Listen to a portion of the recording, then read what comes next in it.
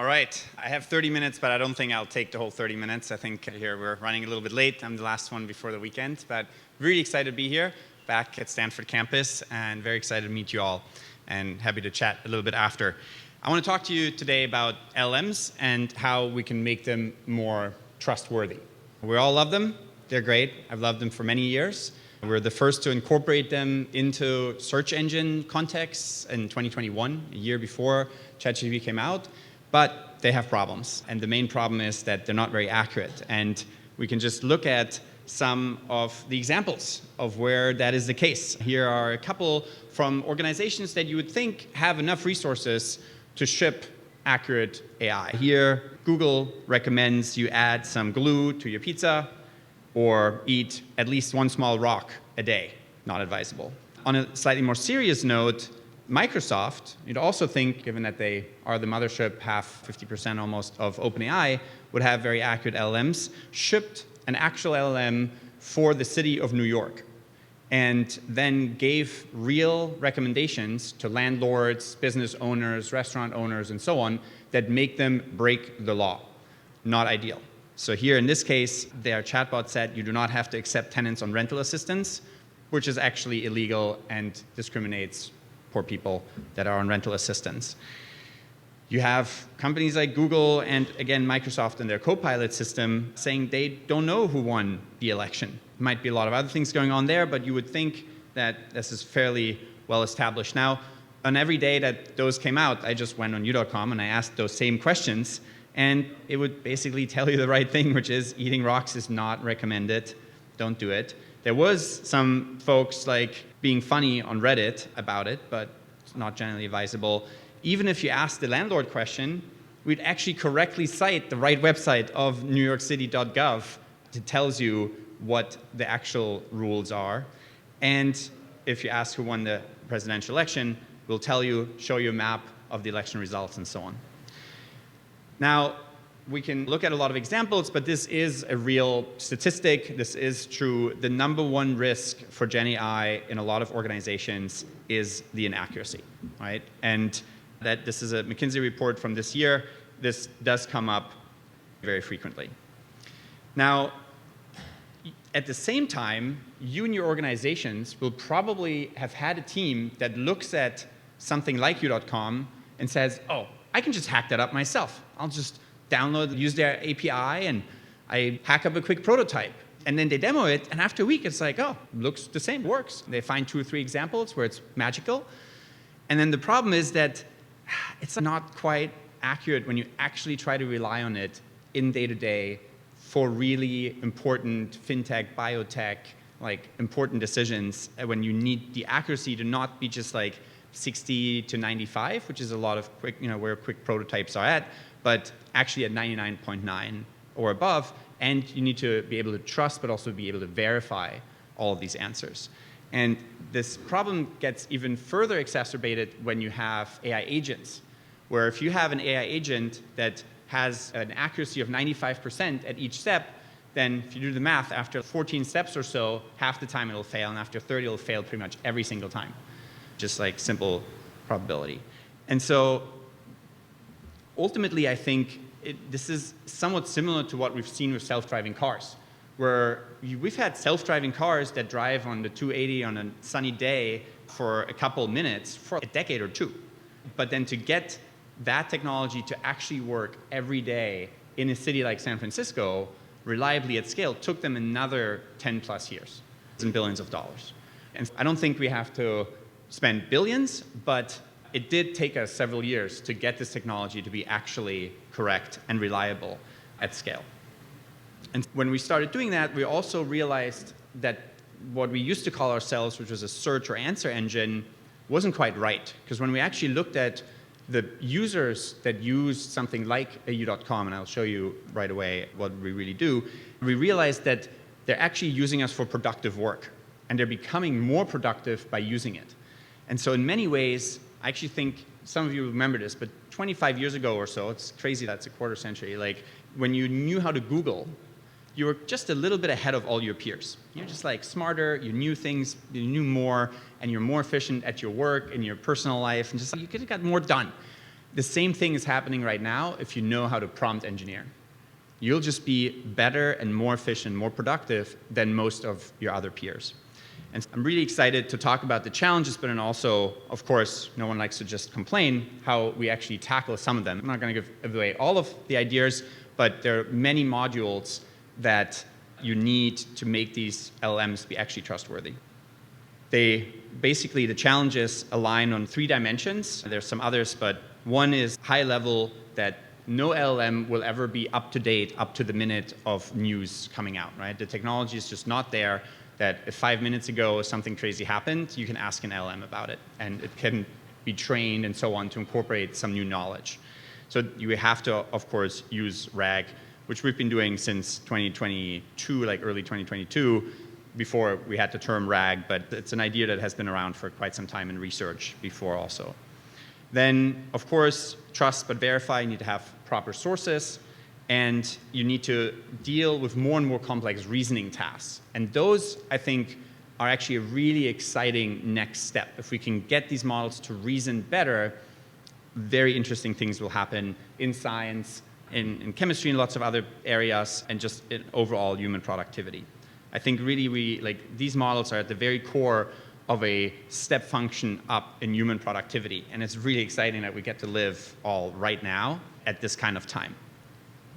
So before we jump into how we do it, I'll just show you a couple of examples of what we mean when we say, all right, these are accurate in what we've done. So there's simple stuff like, who's Richard Socher? I can quickly verify all these facts are true. And we have citations for a variety of these things. Then it gets a little bit more interesting, and you'll see one of the first kind of examples of one of the modules that I actually won't talk about much in detail, but you'll see here. Namely, you want to classify the intent. And as much as I love LLMs and NLP, I've been working in it for almost 2 decades now, language is not always the best way to answer a question. The best way to answer a question of what's the Salesforce stock price today is not a bunch of text. Because no matter what, it changes every couple of minutes and so on. The best way to answer is to understand that you just show a different modality, right? And this can be a graph. In this case, it could be images and whatnot. Now, what's interesting here is if you now ask, who is their CEO? If you have a proper search engine connection to an LLM, which is actually extremely crucial, right? LLMs are models that are mostly like great synthesizers, but in terms of memorizers, they're a little bit more like your drunk uncle who tells old war stories and you can trust half of them, right? And so you need to connect an LLM to a good search engine backend in almost all the cases, retrieval augmented generation. Now, if in a conversation now, you just ask who's their CEO and you send who's their CEO to your search backend, nothing useful will come out, right? So one of the many modules that turns out is in itself quite a bit of work to get right is a query rewriter. Namely, if you ask who's their CEO, given that the previous question was about the Salesforce stock price, what you really need to ask is who's the Salesforce CEO? And so this is something that a lot of the prototypes will immediately fail at, that you hack together in a week. And it'll just who's their CEO, send you a bunch of random garbage back, and then give you random answers back. And certainly answers that won't have proper citations from Salesforce.com.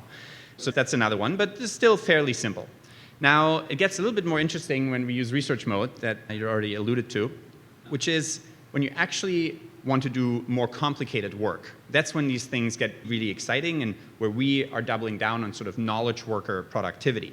If you work, for instance, at the World Economic Forum and you need to do a quick talk or figure out something to say about robotics and the impact on geopolitics, economies, and the global supply chain, might be relevant for many folks here, then research mode will actually be 10x better than a Google because it will almost literally do 10 Google searches for you. And then you can really claim this is 10x better. And so you'll get this entire report that tackles exactly the sections that you're asking it to do, connects them in clever ways, and finds citations for every single one of these facts. Research mode is much, much more detailed and will, as you can see here, pretty much every single sentence will have a citation. And it gets fun. This is a fun example that I showed to Jensen. He's, oh, did you mention, and he mentioned this historian in this thing. And I was like, oh boy, I hope we did. And as we scroll down to the Peloponnesian War question, indeed, we did mention Thucydides, who Jensen knew which was very impressive. So he apparently wrote the history of the Peloponnesian War. So you can get these really nice longer reports. Now, if it comes to biology, chemistry, where the reason we now have biotech companies and researchers using this is that some of these questions, they told us, they were playing around with this, they're comparing it to others, and we'll have some more benchmarks and explanations of that in a second. But they actually said that this saved them hours of work, like 5-6 hours for this one answer that they're just very excited by. It's a fairly technical bio question, we don't need to go into the details, but it again writes this really incredible report. Now, in some cases, you can also like double click into this, and as you'll see, basically like where exactly it finds a variety of these facts from. Like it'll actually mark them up in the browser on that website. So you don't have to scroll through. If I told you like, oh, this fact is somewhere on this website, you're like, oh, great, that's not that useful, right? So you're losing a lot of time. But if it actually scrolled down and marks it up exactly where it found that fact, all of a sudden you saved another 5 to 10 minutes and you have this kind of 10x experience. Now, some folks might say, but I don't trust the frontiersin.org. I want only like nature journals. And then just say that. I want T-cell research, but only from nature journals. And then boom, all the citations will come from nature journals. So that's all exciting, but I want to show you just 2 more things before we explain how to actually get these models to be more accurate. And that is our genius mode, which will actually program for you. And when I mentioned reasoning, I actually think a lot of folks are working on getting these LLMs to reason inside the network parameters. And it's a sad and funny state that when you ask a model a question, it will do billions and billions of multiplications. Yet, when you ask it a simple multiplication question, it will hallucinate usually the answer, right? And just in natural language. But if you allow these models to program and then to actually execute that code, all of a sudden they can reason logically and mathematically. And it's a different way than we do it, though it is in some ways also similar in that we're using tools, right? If you just put a bunch of random people into the jungle, they couldn't even build a toaster. But if you give them internet, you give them a calculator, you give them a bunch of other things, all of a sudden we're very powerful. And this question here was sent to us by someone, a hedge fund manager, and he was just like, no way this worked. Did you know I'm going to ask this question? Did you hand code this somehow? And we're like, no. It's just the model figured out how to solve this question. So the question here is, what should be the initial investment in a compounding interest index fund for my 1-year-old child to ensure that it fully covers the cost of her Stanford tuition by the time she completes high school? No pressure on a little baby. It's like, great place. But what it realizes then, it'll go through all these steps. And the first thing is, I guess I need to know a bunch of things. I need to know current cost of Stanford tuition, expected annual increase, expected annual return of an index fund, number of years, until the child goes to college. And then I can maybe put all this together. And then it will actually go and do all of that searching and Googling for you, right? It will go and find, okay, current cost of Stanford tuition, astronomical, okay. Expected annual increase, even more astronomical. And then, it's okay, let me look up S&P 500 index funds. We didn't mention that, right? We didn't say S&P 500, it's just like compounding interest fund. Realize, okay, that's roughly 10%, how they historically improve. Then just doesn't need to do that much research to know roughly at 18 you'll go to college, so there's no citation for that. And then the magic happens that it realizes, let's not just make up a bunch of facts now based on this research that I've just done, but let me actually put all of these numbers into code, into Python, actually run that code, which is a security nightmare. Just let random people tell you, an AI, to implement random things and run it on your own machines. It's like one of those many things where it's, simple prototype, but then you run it millions of times every day at scale. People will try to hack you like crazy all the time. But basically, it puts it all together, and then it can give you an actually accurate answer that you can rely on, and you can verify each step with proper citations. And that is just like a whole nother level that we're now making available to companies, and I want to explain a little bit on how we do it. I alluded to some of them, but here are just a handful of the modules. There are several dozens more to really put this together such that you can do it millions of times a day. You can send it to other companies, hedge funds, biotech firms, Fortune 500s. They can all actually rely on this work in their research, their knowledge work, and so on. So I mentioned briefly the intent detection. Yeah, we'll go through some of the modules here. So the first thing is retrieval, right? I mentioned you have to have a good search group and search index. Now, Company and enterprise search was an area that no one really wanted to invest much in. It's just like a cost center. And even though it's a very often used feature in big SaaS applications, it doesn't make you more money when you make it better. So there's very little work that had been done for many years on it. I'm really excited now to see that search folks are getting this massive resurgence and actually are really important again. Because again, LLMs are mostly garbage in, garbage out types of AI models. The main difference to maybe what a Google SERP API or something would give you is that you want to give the model a lot more content than what you would give a human. Because a human can only read so much, right? But an LLM can read way more, and you can bombard it with a bunch of the facts, and then you're actually more likely to have the right facts in there, and then it can summarize those really well for you. So this is the web search application. And then, of course, you need to, and this is unfortunately a little more complicated than you would think, to properly cite those things that you just found online. Because what if 5 websites mention the same fact all slightly differently, right, in different words? What if 2 websites contradict each other and you think both are important sources? Now you should actually tease that apart and say different people disagree on the subject here, opposing viewpoints and all of that. So there's a lot of complexity that goes into doing that well. And I've actually seen several companies, some with quite a lot of users, where we did a study and we looked at 500 citations from us, from competition, some very perplexing competition that like basically fake half of all their citations. You just click on the citations, and in half of all the cases, the fact that it's supposed to be citing has nothing to do with that website. It's just, you can fake a citation, right? It's just, here's a random number with a link somewhere. But it's crazy that it happens so much. So citation logic, pretty hard. Somewhat interestingly here, someone who's not associated with us, Daniel, he did a fact check on some u.com thing because I made a snarky tweet or a question tweet with a question, which is, have we solved hallucinations completely? Because our research mode, really, I haven't encountered a hallucination in many months. And he's let me use Gemini to fact check u.com. And then Gemini was like, no, this is not accurate. According to Reddit's December user metrics, platform has 52 million daily active users. But then actually their fact checking was just wrong, and we were correct. And he could very quickly figure out, because we saw it in New York Times, we saw it on Reddit's K1 filing and whatnot, or S1 filing, and so on. You have to build this trust in, but you need to trust and verify. So these citations ideally link you directly to where you find that fact.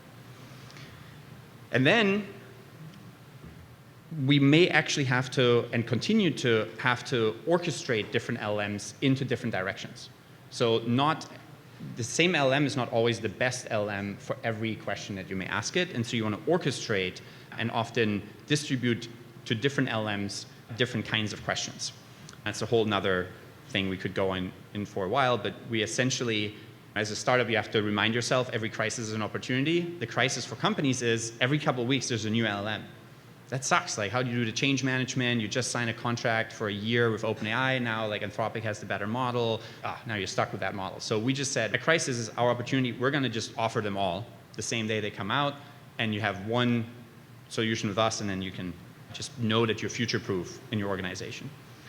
One, and then I have just 1 or 2 more. Last one here is dynamic prompting.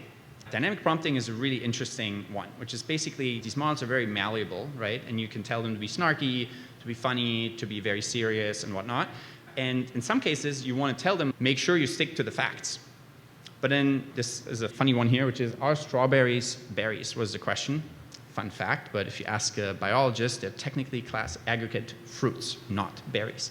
But if you then ask after, write me a story about a strawberry that wanted to be a proper berry, then you actually want the model to hallucinate. And so you don't need citations. Imagine you ask for a poem to your wife for your anniversary or something. Like, you don't need a citation for every line of that poem. So you can actually tell dynamically based on the intent if the model should find knowledge, if it's not certain, if it should cite that knowledge, or if it can just go up and hallucinate as it wants.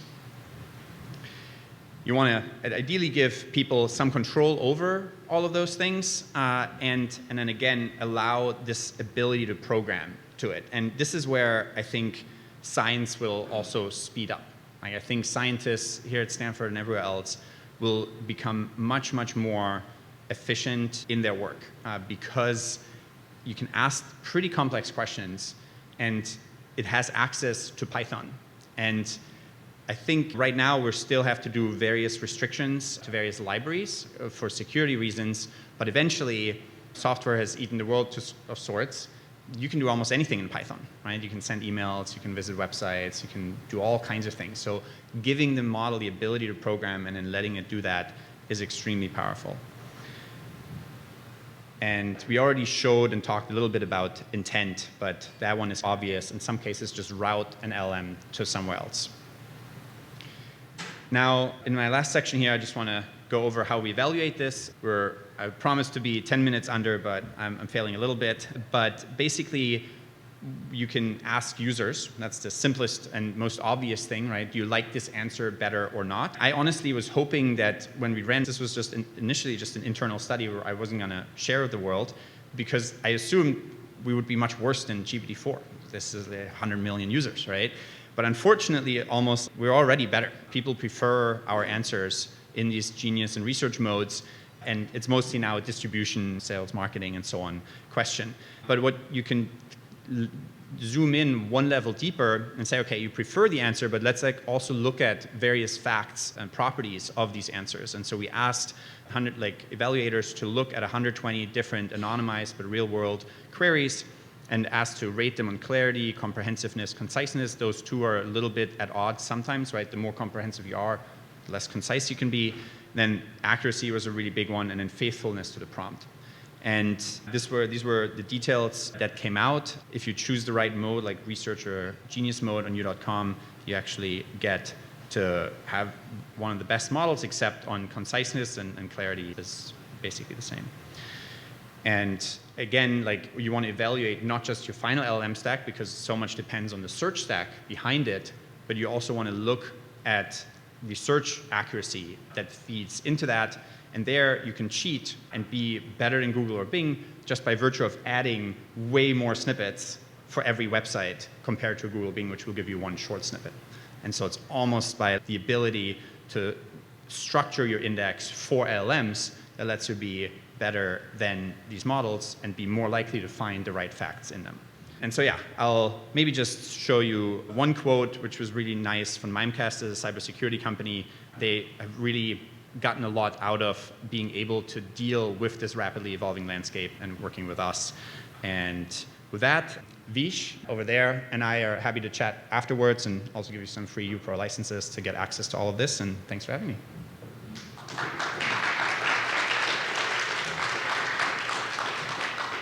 Thank you, Richard. So shall we ask you questions now, or should we just send them to u.com? Yeah, maybe mix. Maybe I'll have to look up some facts. Thanks, Richard. Great talk. So I worked a lot in cybersecurity, and I wonder whether you run it in Dockers, or what's the method of running these Python scripts that you feel that there are ways to escape some kind of containers.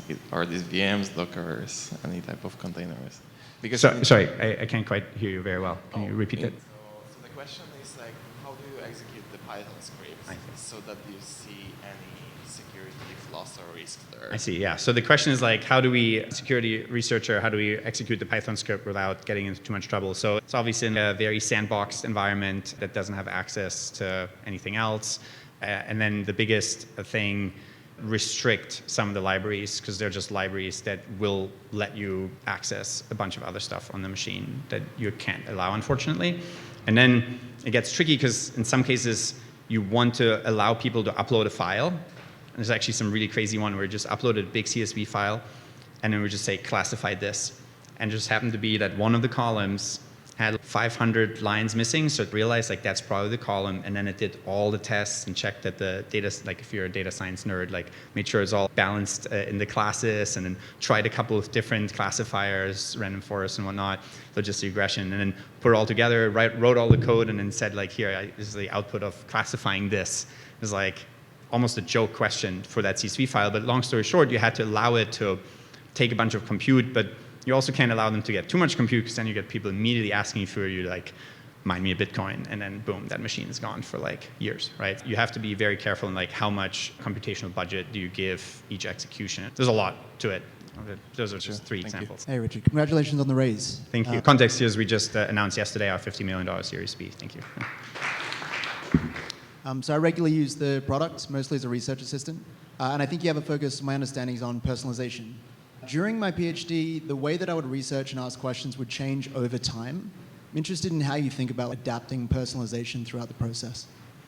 Yeah, that's a great question. I'll just show you what this might look like. So basically, you can do more and more personalization on the platform where you can tell the model like all the things about you, and then it will answer differently. So you could say, I'm very new to this field, now give me this question, and say, I have 2 kids, and then it'll actually store is the fact that you have 2 kids, tell you that it does, and you can turn all of this off too, but over time, it might make sense to say, like, I'm an expert, and then this will get added into every prompt, and you can even say, like, whenever possible, search in proper scientific journals or archive or Nature and so on. Of course, with Nature, like, we can't access anything that's behind a paywall.